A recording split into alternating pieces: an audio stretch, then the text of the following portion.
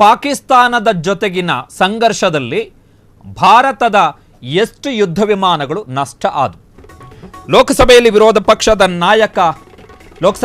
ಪಕ್ಷದ ನಾಯಕ ರಾಹುಲ್ ಗಾಂಧಿ ಅವರು ಮತ್ತೆ ಅದೇ ಪ್ರಶ್ನೆಯನ್ನ ಕೇಳಿದ್ದಾರೆ. ಇವತ್ತು ಪಾಕಿಸ್ತಾನದ ಜೊತೆಗಿನ ಸಂಘರ್ಷದಲ್ಲಿ ಭಾರತದ ಎಷ್ಟು ವಿಮಾನಗಳು ನಷ್ಟ ಆಗಿವೆ, ಕಳೆದು ಹೋಗಿವೆ, ನಾನು ಮತ್ತೆ ಕೇಳ್ತಾ ಇದ್ದೇನೆ ಅಂತೇಳಿ ಲೋಕಸಭೆಯ ವಿರೋಧ ಪಕ್ಷದ ನಾಯಕ ರಾಹುಲ್ ಗಾಂಧಿ ಅವರು ಇವತ್ತು ಮತ್ತೆ ಟ್ವೀಟ್ ಅನ್ನು ಮಾಡಿದ್ದಾರೆ. ವಿದೇಶಾಂಗ ಸಚಿವ ಎಸ್ ಜೈಶಂಕರ್ ಅವರ ಮೌನ ಆಘಾತಕಾರಿಯಾದದ್ದು. ಇದು ಕೇವಲ ದೋಷವಲ್ಲ, ಅಪರಾಧ. ಇಡೀ ದೇಶಕ್ಕೆ ಸತ್ಯ ಗೊತ್ತಾಗಬೇಕಾಗಿದೆ ಅಂತೇಳಿ ರಾಹುಲ್ ಗಾಂಧಿ ಅವರು ಟ್ವೀಟ್ ಅನ್ನು ಮಾಡಿದ್ದಾರೆ. ವೆರಿ ಇಂಪಾರ್ಟೆಂಟ್, ಇದು ವೆರಿ ಇಂಪಾರ್ಟೆಂಟ್. ಕಾರಣ ರಾಹುಲ್ ಗಾಂಧಿ ಅವರು ಟ್ವೀಟ್ ಅನ್ನು ಮಾಡಿದ ಬಳಿಕ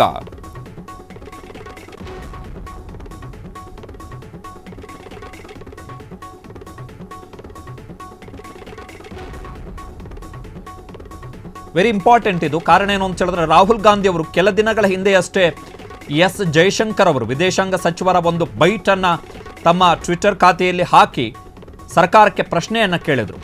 ಆ ಬೈಟ್ನಲ್ಲಿ ಇರುವಂಥದ್ದು ಸ್ಪಷ್ಟವಾಗಿದೆ. ಏನು ಅಂತ ಹೇಳಿದ್ರೆ, ನಾವು ಪಾಕಿಸ್ತಾನದಲ್ಲಿರ್ತಕ್ಕಂತಹ ಉಗ್ರ ತಾಣಗಳ ಮೇಲೆ ದಾಳಿಯನ್ನು ಮಾಡುವುದಕ್ಕಿಂತ ಮುಂಚೆ ನಾವು ಪಾಕಿಸ್ತಾನಕ್ಕೆ ಮಾಹಿತಿಯನ್ನು ಕೊಟ್ಟಿದ್ವಿ ಮತ್ತು ಪಾಕಿಸ್ತಾನದ ಮಿಲಿಟರಿಗೆ ನಾವು ಕೇಳಿದ್ವಿ, ನೀವು ಯಾವುದೇ ಕಾರಣಕ್ಕೂ ಮಧ್ಯಪ್ರವೇಶ ಮಾಡಬಾರ್ದು. ಆದರೆ ಅವರು ನಮ್ಮ ಮಾತನ್ನು ಕೇಳಲಿಲ್ಲ. ಪಾಕಿಸ್ತಾನದ ಮಿಲಿಟರಿ ಅವರು ನಮ್ಮ ಆಪರೇಷನ್ ಸಿಂಧೂರ ಕಾರ್ಯಾಚರಣೆ ಏನಿದೆ ಅದರಲ್ಲಿ ಮಧ್ಯಪ್ರವೇಶವನ್ನು ಮಾಡಿದ್ರು ಅಂತೇಳಿ ಸ್ವತಃ ವಿದೇಶಾಂಗ ಸಚಿವರು ಕೊಟ್ಟಿರುವಂತಹ ಸ್ಟೇಟ್ಮೆಂಟು. ಅದನ್ನು ಎಸ್ ಜೈಶಂಕರ್ ಡಿನೈ ಮಾಡಿಲ್ಲ. ಪಾಯಿಂಟ್ ನಂಬರ್ 1, ಎಸ್ ಜೈಶಂಕರ್ ಅವರು ರಾಹುಲ್ ಗಾಂಧಿ ಅವರು ಕೇಳಿದಂತಹ ಪ್ರಶ್ನೆಗೆ ಅವರೇ ಬಂದು ಉತ್ತರವನ್ನು ಕೊಟ್ಟಿಲ್ಲ. ಇಲ್ಲದಿದ್ದರೆ ಅವರು ಉತ್ತರ ಕೊಡ್ತಾ ಇದ್ರು, ಅವರು ಕೊಟ್ಟಿಲ್ಲ. ಮೌನ ಆಘಾತಕಾರಿಯಾದದ್ದು ಅಂತ ಹೇಳಿದ್ದಾರೆ ರಾಹುಲ್ ಗಾಂಧಿ ಅವರು ಇವತ್ತು. ಜೊತೆಗೆ DGMO ಮಟ್ಟದ ಏನು ಸುದ್ದಿಗೋಷ್ಠಿ ಏನಾಯಿತು ನವದೆಹಲಿಯಲ್ಲಿ, ಆ ಸಂದರ್ಭದಲ್ಲೂ ಕೂಡ DGMO ಸೇನೆಯ ಅಧಿಕಾರಿಗಳು ಕೂಡ ಇದನ್ನು ಒಪ್ಕೊಂಡಿದ್ದಾರೆ, ನಾವು ಮಾಹಿತಿಯನ್ನು ಕೊಟ್ಟಿದ್ವಿ ಅಂಥೇಳಿ. ಈಗ ಪ್ರಶ್ನೆ ಇರುವಂಥದ್ದು ವೆರಿ ಸಿಂಪಲ್.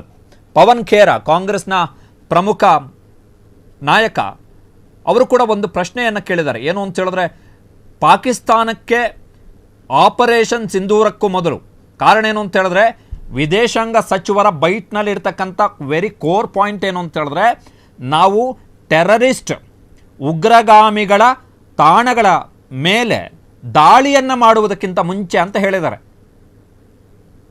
ಆಪರೇಷನ್ ಸಿಂಧೂರದಲ್ಲಿ 3 ಪಾರ್ಟ್ ಇದೆ. ಆಪರೇಷನ್ ಸಿಂಧೂರ ಪಾರ್ಟ್ 1 ಏನು, ಭಯೋತ್ಪಾದಕ ತಾಣಗಳ ಮೇಲೆ ಆದಂತಹ ದಾಳಿ, ಪಾರ್ಟ್ 1. ಅದಾದ ಬಳಿಕ ಪಾಕಿಸ್ತಾನದವರು ನಮ್ಮ ಮೇಲೆ ದಾಳಿಯನ್ನು ಮಾಡುವಂಥ ಪ್ರಯತ್ನ ಪಟ್ಟರು, ನಾವು ರಿಟಾಲಿಯೇಷನನ್ನು ಮಾಡಿದ್ವಿ. ಮತ್ತೆ ದಾಳಿಯನ್ನು ಮಾಡುವಂಥ ಪ್ರಯತ್ನ ಪಟ್ಟರು, ಮತ್ತೆ ರಿಟಾಲಿಯೇಷನನ್ನು ಮಾಡಿದ್ವಿ. ಸೊ ಅಲ್ಲಿ 3 ಹಂತಗಳಿರುವಂಥದ್ದು. ಈ ಮೊದಲನೆಯ ಹಂತ, ಆರಂಭಿಕ ಹಂತ ಏನಿದೆ, ಆ ಹಂತಕ್ಕೆ ಸಂಬಂಧಪಟ್ಟ ಹಾಗೆ ಜೈಶಂಕರ್ ಅವರು ಕೊಟ್ಟಂಥ ಸ್ಟೇಟ್ಮೆಂಟ್ನಲ್ಲಿ ಅವರೇ ಹೇಳಿದ್ದಾರೆ.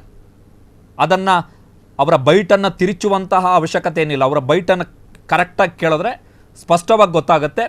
ಟೆರರಿಸ್ಟ್ ಉಗ್ರ ತಾಣಗಳ ಮೇಲೆ ದಾಳಿಯನ್ನು ಮಾಡುವುದಕ್ಕಿಂತ ಮುಂಚೆ ಅಂತಲೇ ಎಸ್ ಜೈಶಂಕರ್ ಅವರು ಹೇಳಿರುವಂಥದ್ದು. ಯಾಕೆ ಹೇಳಬೇಕಾಯಿತು ಎನ್ನುವಂಥದ್ದು ಪ್ರಶ್ನೆ. ಪವನ್ ಖೇರಾ ಅವರು, ಕಾಂಗ್ರೆಸ್ನ ನಾಯಕ, ಅವರು ಕೇಳಿರುವಂಥ ಪ್ರಶ್ನೆ ಏನು ಅಂತ ಹೇಳಿದ್ರೆ, ನೀವು ಈ ರೀತಿಯ ಮಾಹಿತಿಯನ್ನು ಕೊಟ್ಟ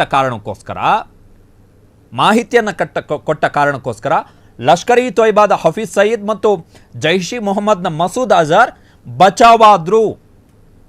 ಸೊ ಇದು ಲ್ಯಾಪ್ಸ್. ಯಾವ ಕಾರಣಕ್ಕೋಸ್ಕರ ಆಪರೇಷನ್ ಸಿಂಧೂರ್ ಮಾಡಿದ್ದು ನಾವು, ಆ ಭಯೋತ್ಪಾದಕರ ಮುಖ್ಯಸ್ಥರವರು ಹಫೀಜ್ ಸಯೀದ್ ಮತ್ತು ಮಸೂದ್ ಅಜರ್ ಅವರನ್ನು ಕೂಡ ಹೊಡೆದಾಕಬೇಕಿತ್ತು ನಾವು. ಬಟ್ ನಾವು ಮೊದಲೇ ಮಾಹಿತಿಯನ್ನು ಕೊಟ್ಟ ಕಾರಣಕ್ಕೋಸ್ಕರ ಪಾಕಿಸ್ತಾನ ಎಚ್ಚೆತ್ತುಕೊಳ್ತು. ಅಲ್ಲಿಗೆ ಆಪರೇಷನ್ ಸಿಂಧೂರದ ಆರಂಭದ ಭಾಗದ ಅಂಶ ಇದು, ಆರಂಭದ ಭಾಗದ್ದು. ಜೊತೆಗೆ ರಾಹುಲ್ ಗಾಂಧಿ ಅವರು ಕೇಳಿರುವಂತಹ ಪ್ರಶ್ನೆ, ನಾವು ಪಾಕಿಸ್ತಾನದ ಭಯೋತ್ಪಾದಕ ತಾಣಗಳ ಮೇಲೆ ದಾಳಿಯನ್ನು ಮಾಡ್ತೀವಿ ಅಂತೇಳಿ ಅವರಿಗೆ ಮುಂಚೆನೇ ಹೇಳಿರುವ ಕಾರಣ ನಮ್ಮ ಯುದ್ಧ ವಿಮಾನಗಳು ಎಷ್ಟು ಕಳೆದು ಹೋಗಿವೆ ಅದ್ರ ಬಗ್ಗೆ ಮಾಹಿತಿ ಕೊಡಿ, ಯಾಕೆ ಅದ್ರ ಬಗ್ಗೆ ಮೌನವನ್ನು ವಹಿಸ್ತಾ ಇದ್ದೀರಿ ಎನ್ನುವಂತಹ ಪ್ರಶ್ನೆಯನ್ನು ರಾಹುಲ್ ಗಾಂಧಿ ಅವರು ಕೇಳಿದ್ದಾರೆ.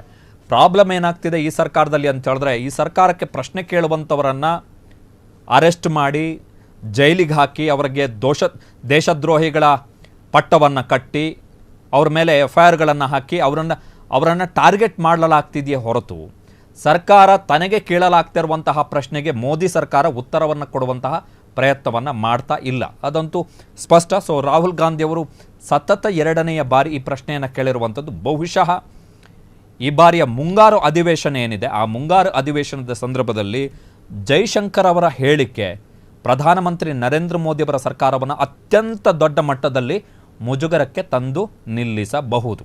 ಕ್ಷಣ ಕ್ಷಣದ ಸುದ್ದಿಗಳಿಗಾಗಿ ಫ್ರೀಡಂ ಟಿವಿ ಸಬ್ಸ್ಕ್ರೈಬ್ ಮಾಡಿ, ಲೈಕ್ ಮಾಡಿ ಹಾಗೂ ಫಾಲೋ ಮಾಡಿ. ಹೊಸ ಸುದ್ದಿಗಳ ನೋಟಿಫಿಕೇಶನ್ಗಾಗಿ ಬೆಲ್ ಐಕಾನ್ ಮೇಲೆ ಕ್ಲಿಕ್ ಮಾಡಿ.